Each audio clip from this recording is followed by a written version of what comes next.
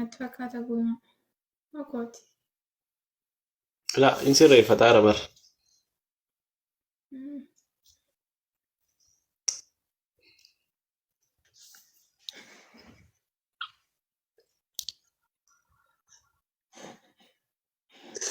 Biqiltuu fuuldura kee ilaalaa deebisi yeroo deebistu waan si baasu ilaalaa deebisi dhugaa jiru deebistee ana wajjin qaxxaluutu irra sii jira.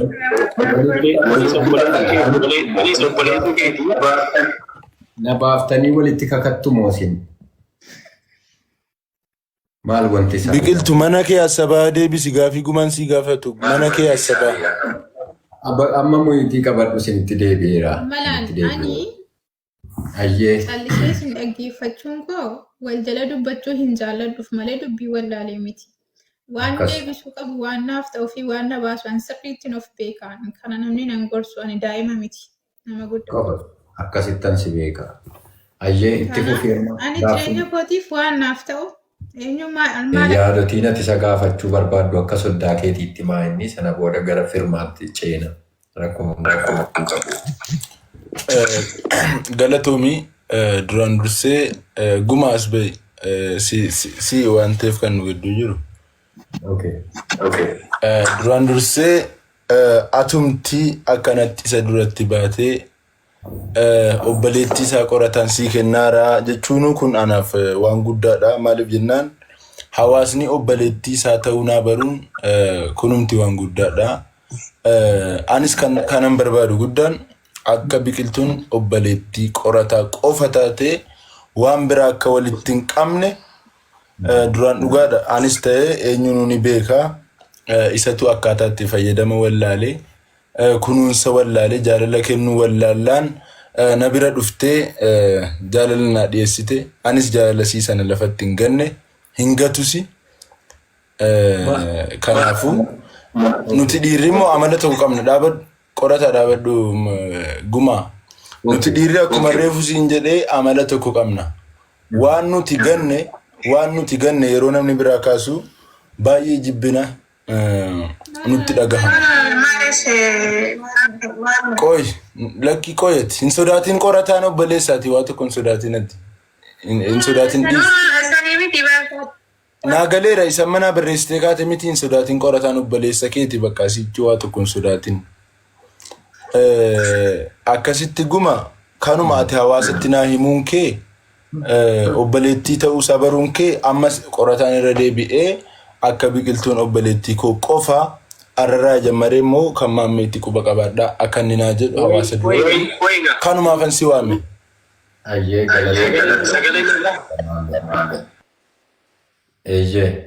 qorataa koo achirratti yaada maammee irraa waananii akka qabdeetti Waysu jedhame qoyira.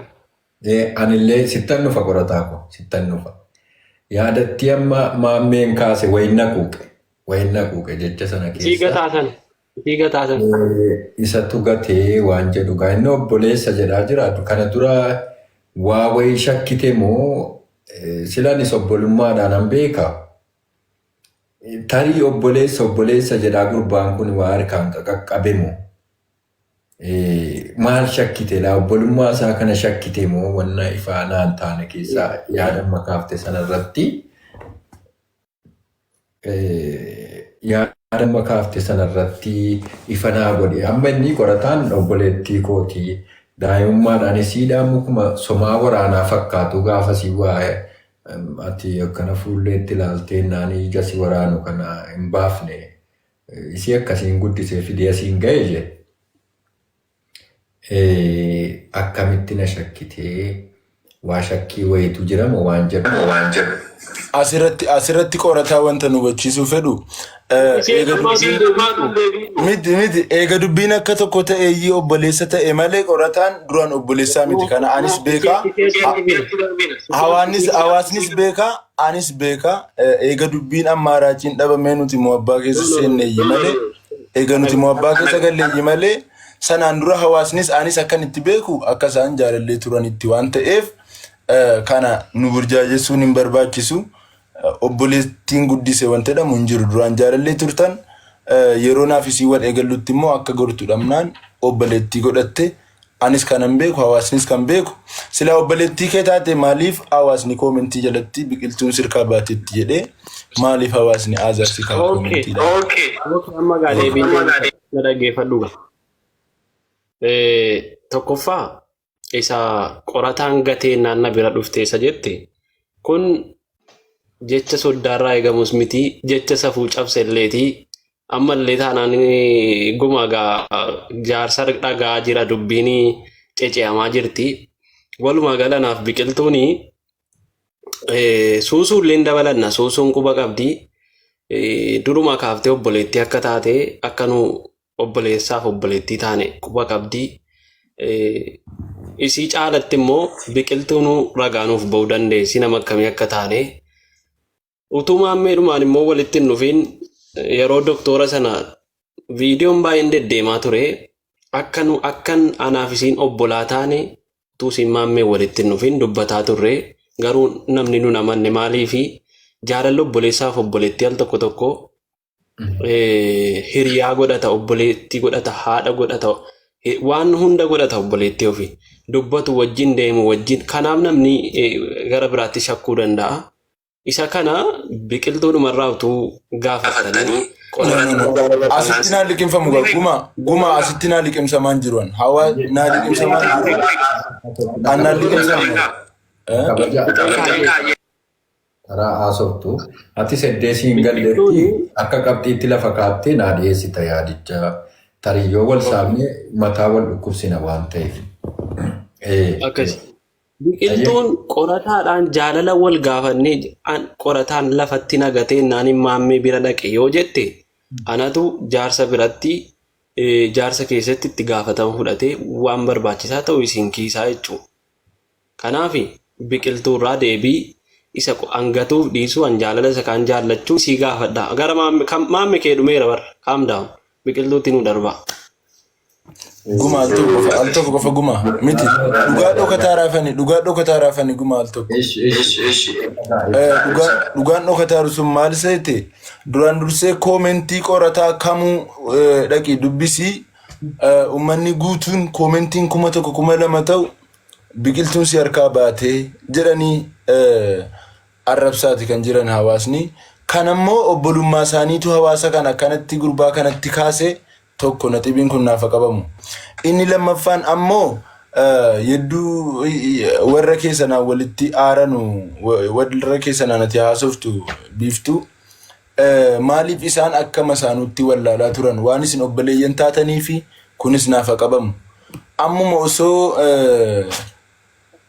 obboleessaaf obboleessiin immoo walaloo jaalala akkasii walii dhiheessaa haadha ijoollee kootii waliin jedhaa laayivii irratti haqni kun dhokachuun qabu dhuguma guma yoo an manguddoo dheedheessi waan madheeraa waan kana na addanaa baase hawaasa irratti dhugaadha an intala kana wantan itti dhihaadheef gurbaan kun itti quufnaani malee sanaan booda jaalallee irraa walirraa nu qabe malee oguduraan akka isaan jaalallee ta'an anis nin beeka atumti inni jaarsa taate gumaan ni beekta maaliif jennaan laayivii irra ta'anii laayivii namni 1,200 namni 3,000 daawwatu irratti haadha ijoollee kootii haadha ilmaan kiyyaa jechaanii ture qorataan kunoo olan baasa yoo barbaadan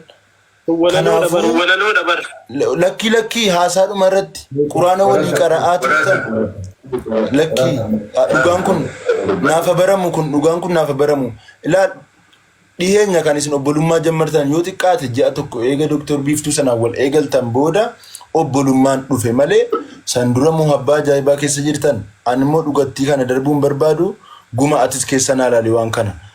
Sirriittan ilaala. Egaa ammas egaa hordoftoonni maatiin bootaa 4 teessanii kallattiidhaan yoo walitti dabalantanii jettan namoota 2,000 ol taatanu kan nu daawwataa jirtan egaa akkuma beekamu obboleeyyanii gara tokkoonis soddaadhaa gara tokkoonis wantoota hedduu wantoota walxaxaa ta'e hiikuuf deemna. Asirratti egaa mana gamasiis gamanaas fooloo godhaa wal jajjabeessaatuma jennaa gara fuulduraatti tarkaanfannaa. Gamanumaanii an qorataa wannan gaafachuu barbaade utuun gama biqiltuutti hin dhufini biqiltuu naa obsi. Qorataa egaa tokkoffaa haadha manaa kootii, haadha ilmaan kootii jettee faarsaa turtee ji'a tokko dura. Ji'a tokko iyyuu hin guunnee waan jedhaa jirudha. Tokko qabxiin ni kaasee. Inni lammaffataan immoo egaa akkaataan itti isin walitti dhuftanii bifa obbolummaatu hin taane bifa jaalalaatiin. Wanni kuni namoonni komentii barreessanus sirkaa baatee qorata biqiltuun sirkaa baatee waan jedhanitti caalaan maal shakkaniiti. Inni sadaffaanii akkam Dooktor Biiftuunii fi biqiltuun akkama isaanutti wal gaarreeffataa turani. Obbolummaa keetii fi ati qabduu fi haadha manaa keetu akkama isaanutti deebi'ee wal ilaale moo shakkii yedduu kana jirumaa inni isa kana naa qulqullaa'ii jedhee gamanumaan utuu qorataan hin dubbatin biqiltuurraa yaada gabaabsee fuuchuu barbaada. Biqiltuu kana keessatti jechoota amma dhiifama gaayis tiiktookii kootammoo beekamaa isaaf na baasuuf deema. Yaada akkamii qabda, ilaalcha akkamii qabda, akkamitti walitti dhuftan bifa obbolummaatiin immoo bifa jaalalaatiin immoo bifa masaanummaatiin walitti dhuftan immoo bifa warra obboleessa keetiitiin walitti dhuftanii agasitti irraa yaadicha gaggabaabsiitii haasa'ii gisee tokko bayetan isinitti deebi'aa ba'u jechuun gastii sirreesseen isinitti deebi'aa agasitti gaggabaabsii uummata taa'ee dhaggeeffatuuf yaada ibsu. Sumarratti haasoftu bayi deebiitii si eegna. Bakka ati hin jirretti haasofnu bayi deebii.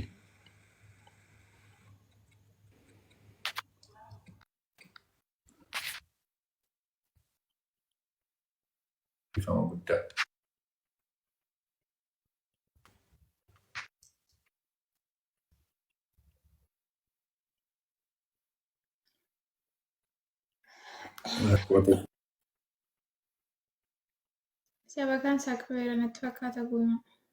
Okooti. La, in sirreeffataa rabar.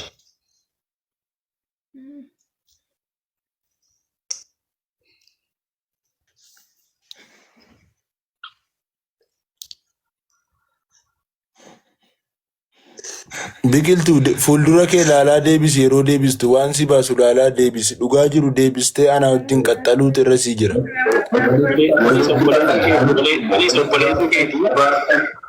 Na baaftanii walitti kakattu moosin. Maal wanti isaa? Biqiltuu mana kee asabaa deebisi gaafii gumaan sii gaafatu mana kee asabaa. Amma muyitii qabadhu isinitti deebi'eera. Malaan ani Ayyee. callisee isin dhaggeeffachuun koo wal jala dubbachuu hin jaalladhuuf malee dubbii wallaalee miti. Waan deebisuu qabu waan naaf ta'uu fi waan na baasu an sirriittiin of beekaan kana namni nan gorsu ani daa'ima miti nama guddaa. Akkasittan si beeka. Ayyee itti fufeerma. Ani jireenya kootiif waan naaf ta'u eenyu maal akka naaf ta'ee fi eenyu obboleessa akka naaf ta'ee fi eenyu jaalallee akka naaf ta'e akkamitti akka walitti dhufne isin hunda faanayyuu utoo dhagaa jirtun dhugsi qulqulluu isaan isinitti hima. Qorataanis maammeenis na beeku. Gumaan atillee na beektu aniif toominaan hin deema waan hunda keessattuu. Irra dibaalleen hin fedhu as na qabaachi na qabaalleen hin barbaadu jechuudha. Ayyee galatoomii. Amma isin hunda illee takkatti fiduun koo yoo tokko tokkoon duubaan dubbanne dubbiin kun dheerataa deema amma sajandaa hawaasa kanaaf taana gidduu keessanittis diinummaan yookiin wal dhabdeen baay'ataa deemaan kanan fedhu. Yoo si wal taatan na gammachiisa. Isin gumaaniif qorataan anaaf obbolaa maammeen akkuma isin beektan jechuudha. Kanaafi dubbii gabaabsinee akkasiin tokko taatan akkasiin wal jaallattan utumallee wal dhabdeen gidduu keessan jiraate anaaf jettanii akka walitti dhuftan hin fedhan. Yeroo si wal dhabdan isin gidduutti dhugaanatu miidhama. Jechuun amma ifama gumaa. Gaaffii sirriitti gaafadhu jechuun amma inni qorataan jaallatee ka'e gateennaan gara koo dhufteessiisana akkamitti walitti dhuftanii. Anis isa gaafachuufani. Biqiltuu egaa akkuma maammeen kaasee ka'ee kana dura walitti dhufeenyaati qorataa wajjiniin qabdu bifa jaalalaatiin immoo bifa obbolummaatiin walitti dhiyaattan immoo shakkii maammee akka inni maammeedhaa ifa ba'u akka maammeen tarii sammuu nagaa waan kana fudhatuu fi ifa godhiitii fi hin sodaatinii maal wanti isaa ijoollee na shakkisiisan. Asii warri koomentii waan kolfisiisanii wallaahi. Imboyinaa sun hundinuu rakkoo narra kaa'e. Okay. Ayyee gaggabaabsiitu. Hawaasni kun hundinuu waan kana irra deddeebiidhaan illee dubbataa turre. Anyway, uummannis dhugaa qaba yoon jedhu aniif qorataan yeroo walaloo waliin hojjenne yeroo dheeraadhaaf waan har'a yookiin kaleessa eegalee miti. Duraan eegallee kaanee haalli jireenya waan nutti hin tolleef addaan dhaabnee turre. Walaloon keenya kun yeroo baay'ee waa'ee jaalalaa irratti xiyyeeffata. So yookiin yeroo sana badiin jiru walaloo jaalalaa waliin walaleessuu osoo hin taane walaloo san keessatti maqaa walii galchuun keenya yookiin hawaasa kana akka inni gara biraatti nu hubatu yookiin nu fudhatu godhee jira. Maameeleen waan kana nu hubachiisne yookiin waan kana akka dogongoraatti ilaalee fudhate ta'uu mala. Malee aniif qorataan dhugaa dubbachuuf jalqaba ergi wal barree kaanee haga irra takkas hin jaaladha waliin jenneen beeku. Jaalalli nu gidduu jiru obbolummaa hiriyummaa isa qulqulluudha jechuudha. Indoom amma miidiyaa kanarratti waa'ee jaalalaa san hawaasa kanaaf walii walaleessinee dubbannu keessaan wanti nuti hagas mara waa'ee jaalalaa dubbannu hin jiru jechuudha.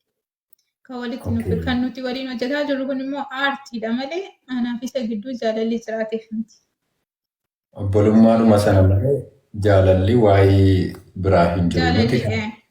Bakka sanatti immoo inni maameen akkamitti akka masaanuutti waliin hintinaa jedhaa turan atiin siiniif dooktoriin kan jedhe gabaabseen sii hima.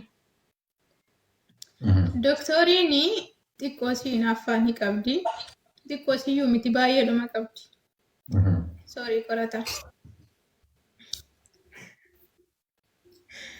Jechuun dhugaa jirtu dubbanna waan taate. Dooktorii dhiiseera waan ta'eef hin sodaatin. Somaalee jammareera waan ta'eef hin sodaatin dubbadhu waan jiru. Guma ammas murtiin adii gaara. Obboleettiidhaan addana baasuun murtiin adii gaara jechuun seerree eegamuu qaba. Maammee hamma haqa eegaa dubbannaa hin dubbatin maammeeti. Hin dubbatin kun waan biraa keessa nu galcha waan ta'eef. Ayyee dubbadhu ati egaa gama biqiltuutti yoo nufu tarii waa'ee bultii isaarraa kaafteeti akkaataa hinaaffaa dooktor sana irraa waa kaaftee jirta meesa sanatti xumuradhu. Isiin walaloo nuti jalqaba hojjennee gadhiisne keessatti maqaatu jira. Gaafa jalqabaa geemiidha kan taphanii walitti dhufne aniif qorataan isaa booddee qixaaxii geemii sanaa walaloo akka waliif walaleessinu yoo inni namoo'e ani maqaa isaatiin akka walaloo walaleessuuf yoo inni namoo'elleen yoo ani isa moo'elleen inni maqaa kootiin akka walaloo walaleessu adabbii ture jechuudha. Walaloon sana akkanitti nu fudhadhaa. Inni lammaffaa immoo dooktoriin yookiin biiftuun jechuudha. Walaloo sana dhageessee akkuma maammeen amma xiqqoosi walaloon sun isa aarsee jara kana qorataa fi biqiltuu gidduu hariiroo biraatu jira. Hariiroo biraatu ture malee obbolummaa miti akkuma inni jedhe dooktor biiftuunis akkasumatti fudhattee qorataa fi biqiltuu gidduu obbolummaa osoo hin taane hariiroo biraatu jira. Walaloonis waliin walaleessitan kun anaaf naaf hin taane jettee miira hinaaffaa keessa galtee walaloo nuti waliin walaleessinee sagalee wal jalaa qabne walaleessinee postotni sana akka kaastu jette.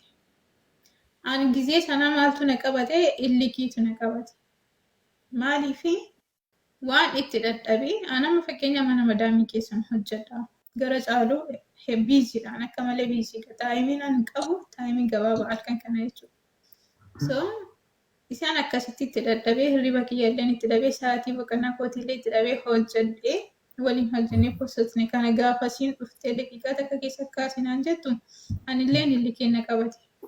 Amma situu karaa seera qabeessaan biqiltuu wanni akkas akkasii hariiroo nati jaalallee kiyya waliin deemsisaa jirtu kun naaf hin taane akka isa waliin hin dhaabduun fedha osoo naan jette yookiin ammoo waan kana osoo keessaan itti mari'anii osoo jettee dubbiin sun bakka kana qabu ture. Jarri lammaanuu illikii na qabsiisanii anilleen illikii qabee walaloo sana nan du'a malee hin kaasu bakka cita mormaa taatee hin kaasu yoo jedhe hin kaasu. Waan dubbadhee inshaallah samiif dachii walitti caccaba malee hin dhiisu. Okay, galatoome. Akkasitti illikii keessa wal galchinee ani stikiitiin qabadde isin stikiitiin na qabatte wal karakkaraa turre. Sana bira darbee immoo yeroo miira si kana ilaalaa dhufu yeroo sin inaaftu yeroo sin aartu isi aarsuun natti tolu eegalee jechuudha. Sorry. Okay, rakkoon qabu. Akkanatti dubbiitti jajjabeessee Guma amma akkam seete wanti kun naan liqinfamne amma sati gabbaatee kaate kunoo koomentiidhaan naa barreessaaru yeroon akkana jedhu dhungatee ka'e ishii kunis obbolummaadhaan ni kunis koomentiidhaan naa barreessaaru kunoo wallahi amma yeroon akkana jedhee ka'u dhungatee ka'e.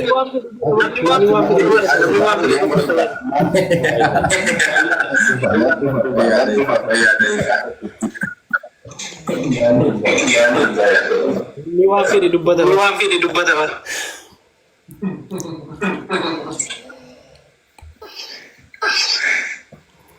Inna lillahi wa inna ilaihi raji'un. Komentiin laayinaa qofa.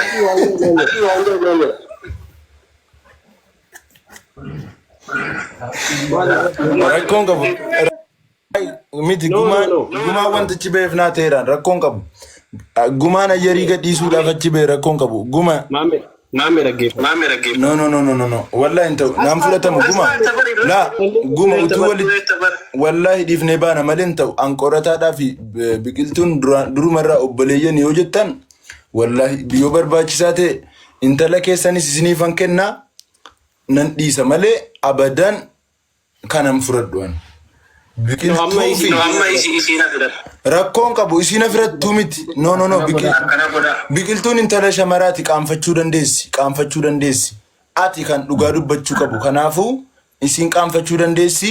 Atiif isiin annan kakadhaa yoo barbaachisaa ta'e dheengadda obbolummaa jammaruun keessan malee duraan jaalallee turtan haadha manaa jettee waa marta.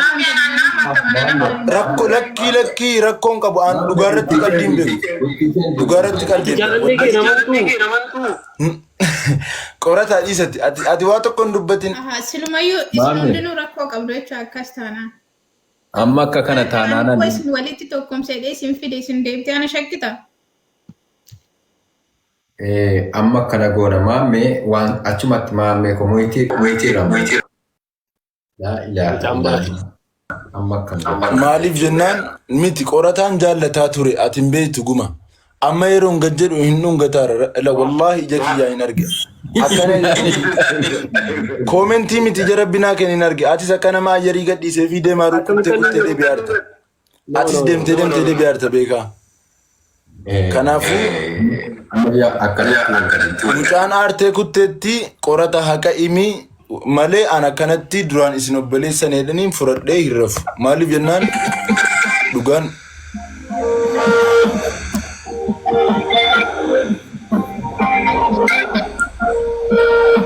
aartee baate si bira naqa bakkaan. Isii biraan deema qoyyaa dubbatina.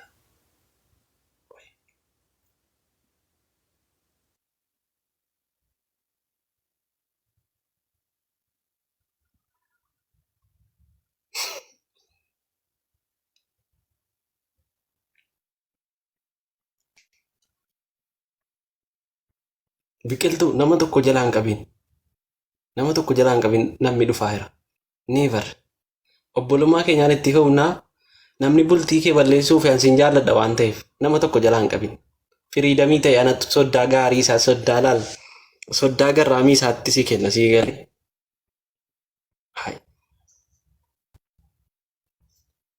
Maal jechuun wallahi maqaa rabbii. Ani kobar ana kaabada kanas hin danda'u as naqabaa kanas hin danda'u. Isa dhugaa dubbachuuf. Oi doktoriin. Maaf seentee baatan salaamu alaikum. Waalaikum salaam wa rahmatullah. Gaash biqiltuu. Akkam abboo. Nagaa fayyuma. Jira maaf fiddee baate qorataa. An beekan